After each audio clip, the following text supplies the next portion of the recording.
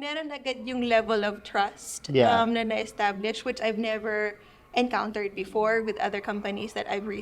researched and other people that I looked up. So, And it's very but, rare na ganyan ang Oo. situation. But it may not be coconut now, but hopefully you find a place where you can trust. Like there's peace of mind. Thumbs up or thumbs down?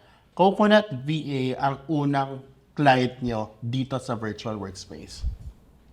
Lahat tayo! Yeah. Okay. So, okay. Sige. I'm very interested. Like, okay. How's your life? Okay, ito. One-liner lang to, guys. How's your life before versus now that you're in Coconut VA? Start with Chrisman. No time for myself Nung before. before. No yeah. time for yourself. So now, meron kang like, balance. Would I say work-life A balance? lot of time for myself. Perfect. Thank you. Perfect. How about you? I think same. There's not a perfect balance between work and life for me before, as in super maximized. Yeah, but now it's like the perfect harmony. You know? Okay, how about you? Freedom to do the right thing. Oh my. Ba't pang I love it. pangmalakasan naman? Natakot ako sa sagot ni Donna. Freedom to do the right thing. Yes. Talagang dapat may the right Hindi pwedeng walang freedom to do lang. No? Very good. Mga pang Miss Universe mga sagutan. Di ba?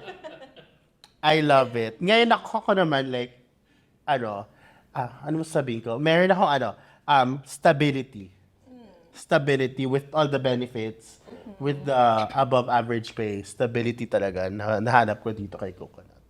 Alright, moving forward, you are now a digital professional for 2, 3, 4 years now.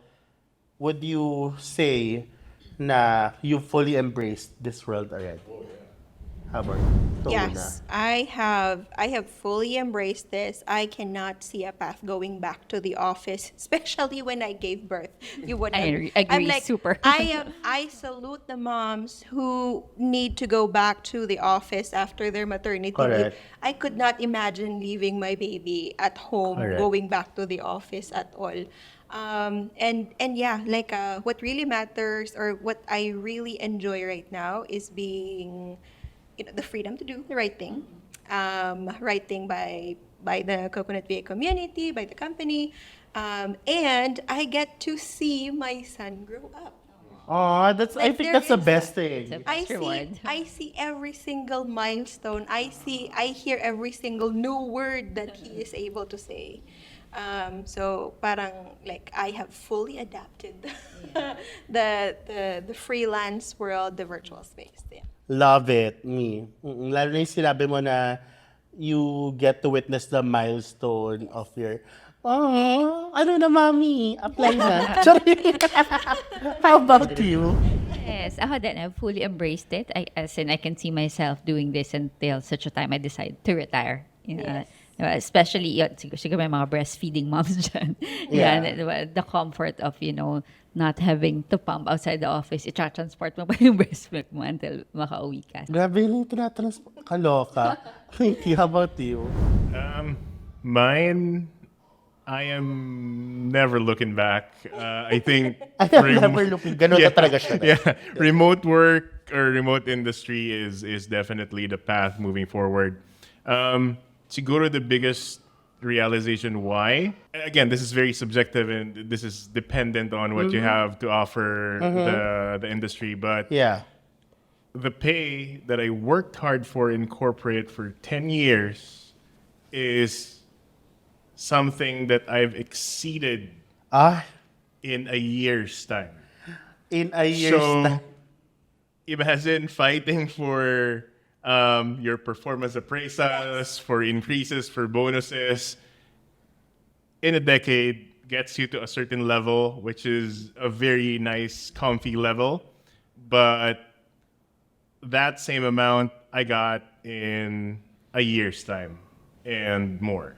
So definitely no regrets choosing this industry. I love it. And of course, just to manage everyone's expectations, you worked hard for it. Diba? Hindi siya like magic, ganun, natripan lang.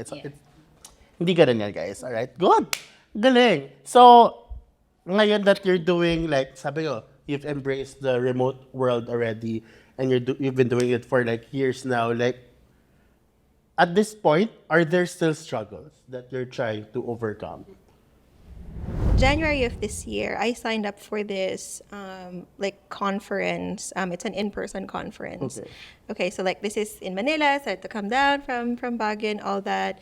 I was like, oh, in person, what do I wear? What do people wear in these conferences again? Like The like, dip, oh yeah, yeah, the drip. okay. Business casual. Do I have to wear heels? Do I have to like dress up for these things? And then I go there. I go to that conference. I was sitting there, like looking around. Parang there were people from like a company sent delegates. Parang may mga magkakasama sila, so Yeah, they were talking yeah. to each other, and then I'm there like alone. Like, how do you talk to people again? Oh, no. Kasi you were enclosed Yeah, nga sa so- bahay. I mean, like, this is, I mean, I wouldn't say that it's a struggle now because, like, I love going to these or meetups and all Yep. that. But it was more of like a stiff corporate conference kasi. But, like, how do you network with people again? Correct. Like, how do you talk to strangers again? I mean, like, if it's a virtual setting, parang it's so natural lang na you just Yeah. talk, diba? Pero, like, parang you have to shake off the cobwebs. I guess. Yeah. Na parang, oh yeah, I've been working from home behind the screen for Yeah. the longest time. It was a bit daunting at first, pero like, you kind of warmed up Yeah. to it. Daunting for And Donna. Yeah. I don't know if you guys agree, pero lahat tayo bigla nagkaroon ng social battery. Yes, Na, Oo. Lala, they just, agree. diba? Minsan lang kasi. So maximized. Kasi ako, I used to be like loud and extrovert. Pero ngayon, nung nag-test ako, ambivert na ang bali. Pero yung percentage mas mataas yung introvert. At saka nade-drain na yung social battery ko, me. May ganun na ako ngayon. Hindi na ako sanay. Especially, we all came from the pandemic to now. Mga events is overwhelming for me. How about you? Ako naman siguro on learning things from the corporate world. Pero I'm sure it's different for every client na mapupuntahan. Pero siguro ako yung getting out of the scorecard mentality. Kasi di ba, Scorecard. minsan yung na-measure mo yung worth mo. KPI. Or yung, Yes. yes, yung gano'n, di ba? But di ba, some clients don't have that. So minsan napapaisip ka, do I add value? Meron pa ba akong, di ba, parang nakaka-help ba ako? Am I helpful or am I doing right by my client or by the company? Kasi nga yung measurement, di ba? Yeah. Parang nawala na yung ganun Yeah. measurement. You have to reach this by this, Yeah. but by the end of the month. So yeah, that's Correct. the one I'm struggling with. Pero ano naman, it's getting better as, Yeah. the days progress, yeah. So how about you? Your struggles? I wouldn't say it's a struggle. I think it's a good problem to have. I think one thing that I'm always worried about working in the remote working industry is how to remain relevant by adding value. So Okay. there's a need to push yourself to constantly improve and upskill by studying, learning something. And it's a challenge because it requires discipline, no? So you have to do it regardless of what you feel, or else eventually you'll be irrelevant to industry. And then it's super important because the remote industry landscape, it changes so fast, Super especially with the development of new technologies coming in. If you don't keep up, you're going to be left behind. So Exactly. you better keep up. Yeah. Yeah, so staying relevant. So closing a client is one thing. Staying relevant is another thing you need to. Kasi a lot of people now are focusing, I need to close a client. 6 digits. Flexible. Ganun sila. Pero yung keeping that client and staying relevant. Yeah. I think yung mindset dapat is not to close kasi short term yun. Yeah. You need to think sustainability. Exactly. Sustainable freelance business. Long Do you believe long term? Do you believe? We believe.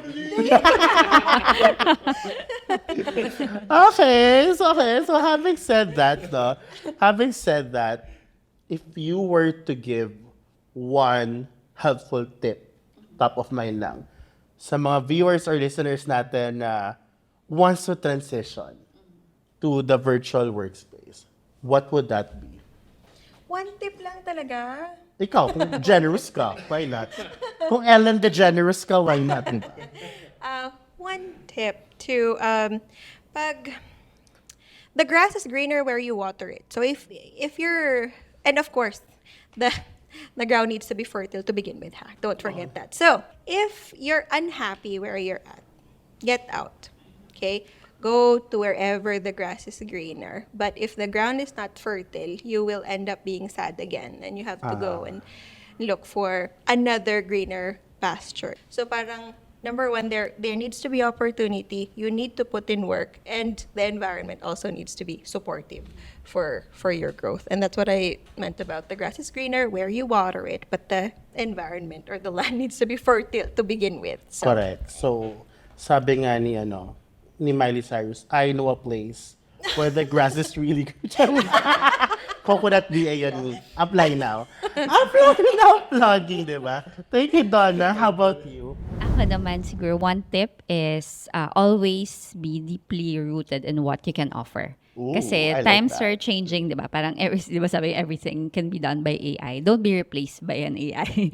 Kasi di ba, AI can, write stuff, compose something, even give feedback to your presentation. But make sure that you put yourself to it. Like, put the Marie to your work. Yung kumbaga, lagyan mo ng Put stamp your Marie ng to sarili your mo. work. Oo. Kasi diba, AI can never be as creative as human or can be Yes. as, kumbaga, parang mas analytical or Yeah. kagano ka problem solver. So always put your stamp on your work. Kasi yun yung pride mo, diba? Na parang, that's what will add value to your client, to your, if you're working for an agency, what will make them parang think na, oo nga, it's not just another agent na pwede mong palitan or i-replace. So, yeah. Always put your heart to your Sabi work. nga nila, AI is your best friend. That's right. Oo. Don't let AI take over your work. I know, Or right? else, Oo. no AI, goodbye client. That's right. Charing. Pero, mas matalino tayo sa AI, I believe. Yes. How about you, Chris? For me, I think one piece of advice is always be proactive. If you want something, Proactive. you need to be proactive about it. That means you need to take ownership, you need to make the right choices, and you need to put yourself out there.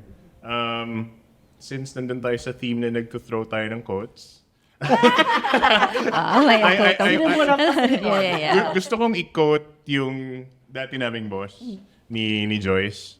I'm sure ninakaw niya lang to kung saan. But RC, apply na. So he was our VP. He would always say na there is no success in comfort and there is no comfort in success. I love it. Right? Ooh. He would always say that every single time that we would complain. Right? So, medyo na-stuck yun sa akin at laging ginagamit ko yun as a reminder that when things get uncomfortable, this is where I want to be. Because Correct. this is something That's good. good. This is Yeah. conducive Correct. for growth. Agree. So, don't be scared about being uncomfortable. Always take a proactive stance. Put yourself out there. Put yourself in uncomfortable situations because you'll always come out of it better. And it means that you're doing something right and better Yeah. for yourself. Yeah. I love it. So I just want to comment, just like listening to everybody. Yeah. Parang napaka-corporate pa rin natin magsalita. But like, do you see what I mean by Yeah. transferable skills? Like the things that we learned in corporate, it are still very applicable. Yeah. Right. So parang if you're stuck in your comfort zone in corporate and you really want to venture out, go for it. Pero you have to plan talaga. Correct. And yun nga, I think it gave us structure. Yeah. It gave us structure. It gave us organization. That's right. Yeah, a Correct. very good foundation. If you're thinking about it, don't be scared. Go for it, but Click the link. do it smart. Click the link Click the below. link. And share. So, eto, thumbs up or thumbs down, grateful ka of your corporate experience? 1, 2, 3, go. Kasi without it, we're not here. We're not performing. Agree. Yeah. Agree. We're not performing. So I'm very grateful. We're very grateful where we came from. Yeah. So Yeah. thank you sa mga bosses ko before. My mentor who passed away already. Thank you. Thank you. Thank you. So, before we end this, and thank you very much kasi I'm sure everyone got inspired with our story. Comment below, okay, your learning so far. But before we end this, guys, give one favorite thing about Coconut VA and why. Let's start with Chris, man. My favorite thing about Coconut VA is really the culture. I love how free and open the culture is in Coconut VA. I don't feel any barriers. I can communicate with anyone. I feel advocated for and supported all the time. So I love it. Thank you. Thank you. How about you? Oh, I love the sense of family. Family. Yes. Oh, ano parang, yun nga si Miss Donna nga first time ko na meet in person. But parang I've known him for a long time already. So that and the benefits. Promise. So, kasi parang What's your favorite benefit um, me? the health card, it's very important for Exactly. me. And my dependent, my bunso is my dependent now. So, yeah, that's for me. Awesome. Yeah. Thank you so much. How about you, Donna? Freedom pa rin talaga. Freedom to do the right thing. Like, okay, so elaborate na ako.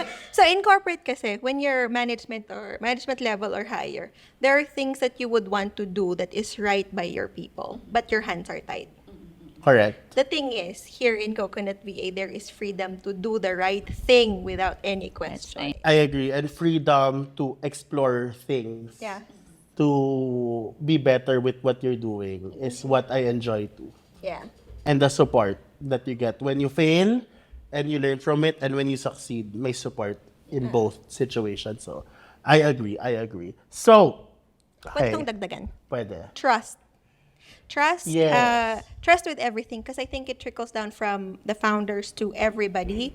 Parang the founders trust me to run operations here in the Philippines. I trust the internal team to be creative. I just give one North Star metric Correct. to Jam, and he runs it. And I trust that he delivers, and he does all the time. And and the same thing is given to our VS, and I hope you feel it. Pero parang like, we operate based on trust. We trust everyone to provide value. We don't count your hours. We don't ask you like, okay, what did you do in this span of time, right? We are value based. As long as you're adding value, your output is good. You are Yeah. doing what you're hired to do. I love the trust that we have with everybody in the company. And for me, and for me, stability. With the benefits, with the above average pay, and the culture, the win-win-win culture, solve ka na talaga. Kaya ano pang hinihintay nyo? Dalawa din sa'yo. No? Oo, dalawa din sa akin. Nahawak sa'yo eh. Diba? Ano pang hinihintay nyo? Apply na by clicking the link in our description box kay Coconut VA. So, guys, thank you so much for joining this podcast. We appreciate you. Sana marami kayong natutunan today. Sana na-encourage kayo to transition. We're not rushing you, but take your time. Again, plan for this transition. I hope you guys learned a lot from our guest, Donna, Marie, Chrisman. Maraming salamat. Thank you. And Thank of you. course, if you find value dito sa content natin, like, subscribe, and comment below your learnings. That's it for today. Sana nag-enjoy kayo. Thank you. And I'll see you guys on the Thank next you. episode. Bye. Bye.